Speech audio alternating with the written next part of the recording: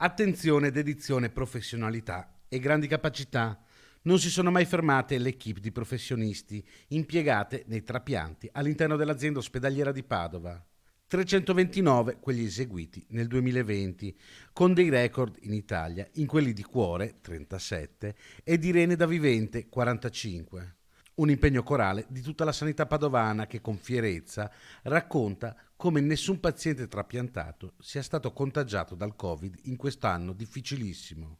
Un fiore all'occhiello per la sanità di tutto il Veneto. I programmi di donazione sono programmi regionali, addirittura poi abbiamo anche dei programmi nazionali, ma voglio dire prevalentemente parliamo della regione Veneto, quindi noi il donatore possiamo averlo da un ospedale che non è Padova, quindi è fondamentale. Quindi possiamo dire certo che è un'eccellenza di tutta la regione. L'impegno c'è, si potrebbe però fare addirittura di più.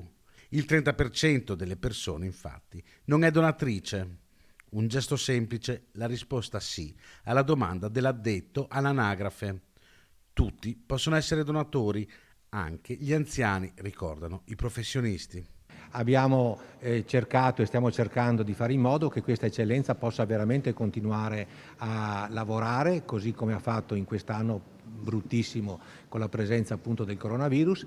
Siamo riusciti a mantenere gli stessi numeri del 2019 e iniziamo un 2021 con una speranza di poter mantenere anche per il 21 i dati del 2020. È importante però che ci sia lo spirito della donazione, quindi l'appello che facciamo è donate quando potete, perché un organo può veramente salvare la vita ad un'altra persona.